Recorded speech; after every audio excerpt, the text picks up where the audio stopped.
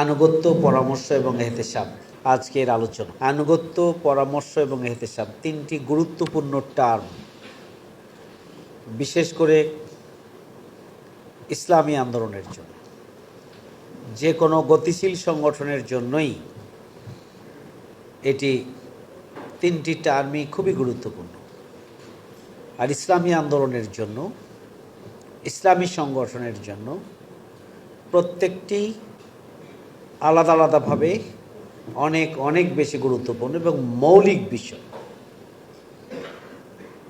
একটি সংগঠনের সাংগঠনিক মেজাজ এবং পরিবেশ সংরক্ষণের জন্য, সংগঠনের পরিকল্পনা বাস্তবায়নের জন্য,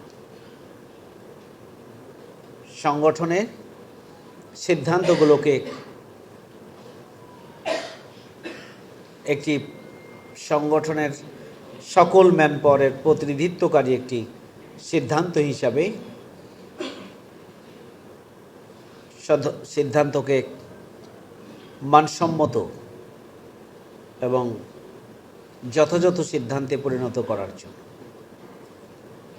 আর সংগঠনের গতিশীলতা, দিনী পরিবেশ সংরক্ষণ, সংগঠনের মধ্যে ভ্রাতৃত্বের বন্ধন এবং সার্বিকভাবে সংগঠনকে একটি জান্নাতি পরিবেশে হিসাবে গড়ে তোলার জন্য আনুগত্য, পরামর্শ এবং এহতেসাব অনস্বীকার্য। আনুগত্য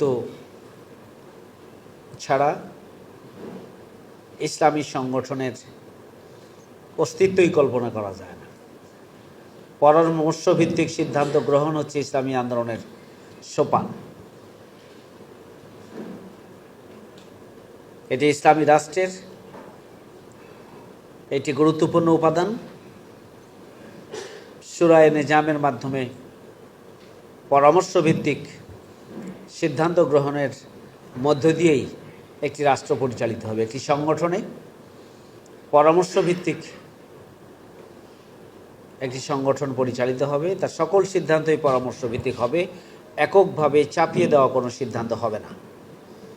কোরআন এবং হাদিস আমাদেরকে যেসব নির্দেশনা সরাসরি দিয়েছেন সেগুলো অবশ্যই আমাদের নিত্যদিনের করণীয় এবং সময় মতো সেটি আমাদের অবশ্যই করতে হবে।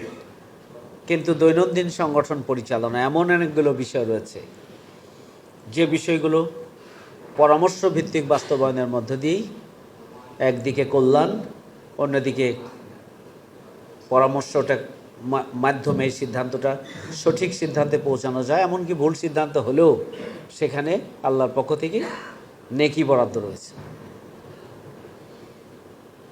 প্রত্যেকেরই কথা বলার সুযোগ হয়, চিন্তা করার সুযোগ হয় এবং এর মধ্য দিয়ে প্রত্যেকেরই চিন্তার শক্তি বৃদ্ধি পায় এবং এভাবেই একটি পরামর্শভিত্তিক সিদ্ধান্তে সার্বিকভাবে দুনিয়াবি কল্যাণ তো রয়েছেই, বরং আল্লাহর পক্ষ থেকে সেখানে বরকত রয়েছে এবং রহমত রয়েছে।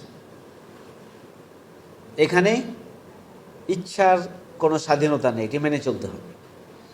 কিন্তু অবশ্যই আনুগত্য করার ক্ষেত্রে খেয়াল রাখতে হবে যে সৎকর্মের ক্ষেত্রেই আনুগত্য হতে হবে। সেই বিষয়ে আমরা সামনে আলোচনা করব ইনশাআল্লাহ।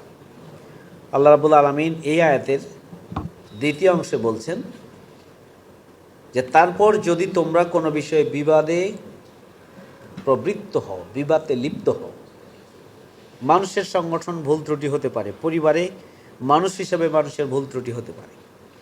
আল্লাহ বলছেন তারপর যদি তোমরা কোনো বিষয়ে বিবাদে প্রবৃত্ত হয়ে পড়ো, তাহলে তোমরা তা আল্লাহ এবং তার রাসূলের প্রতি প্রত্যাবর্তন করো, অর্থাৎ আল্লাহ এবং আল্লাহ রাসূলের দিকে ফিরে আসো। বিবাদ থেকে নিজেকে মুক্ত করে আল্লাহ এবং আল্লাহ রাসূলের দিকে ফিরে আসতে হবে যদি তোমরা আল্লাহ এবং কিয়ামতের দিবসের উপরে বিশ্বাসী হও। তা আমরা যারা ঈমানের দাবি করি তা আমরা আল্লাহ বিশ্বাসী এবং কিয়ামতের দিনে বিশ্বাসী। সুতরাং আমাদের মধ্যে যখন কোনো পারস্পরিক ভুল বুঝাবুঝি হবে বা বিবাদের মতো পরিস্থিতি তৈরি হবে, তখন আল্লাহ এবং আল্লাহ রাসূলের দিকে ফিরে আসার জন্যই আল্লাহ নীতিমালা দিয়েছেন। যদি তোমরা আল্লাহর প্রতি বিশ্বাসী হও এবং কিয়ামতের জন্য বিশ্বাসী হও। ঈমানদাররা তো আমরা সবাই আল্লাহ এবং কিয়ামতের প্রতি বিশ্বাসী, আর এটাই কল্যাণকর এবং পরিণতির দিক থেকে এটি হচ্ছে উত্তম। সূরা নেসার 59 নম্বর আয়াত। সূরা আল ইমরানের 50 নম্বর আয়াতের শেষ অংশে আল্লাহ রাব্বুল আলামিন বলছেন, ফাত্তাকুল্লাহ ওয়া আতিউন, আল্লাহকে ভয় করো এবং আমার আনুগত্য করো। তার এখান থেকে বোঝা যায় আল্লাহকে ভয় করো, আল্লাহকে ভয় করা এটা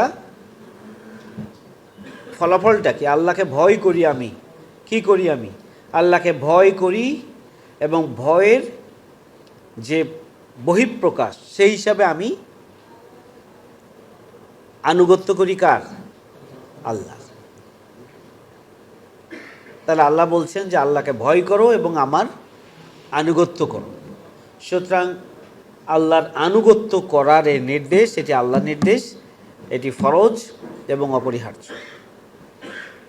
একটি হাদিসে আব্দুল্লাহ ইবনে ওমর রাদিয়াল্লাহু থেকে বর্ণিত, তিনি বলেছেন যে রাসূল সাল্লাল্লাহু আলাইহি সাল্লাম বলেছেন যে নেতার কথা শোনা ও মান্য করা মুসলিম ব্যক্তির জন্য অবশ্যই কর্তব্য। সে নির্দেশ তার পছন্দ হোক বা না হোক, তবে এই শর্তে যে তার জন্য নাফরমানিমূলক কাজের জন্য না হয়, অর্থাৎ অন্যায় এবং আল্লাহ রাসূলের নির্দেশনার সাথে সাংঘর্ষিক, আল্লাহ নাখুশ হবেন, আল্লাহর নাফরমানি করা হবে, এমন কোনো কাজের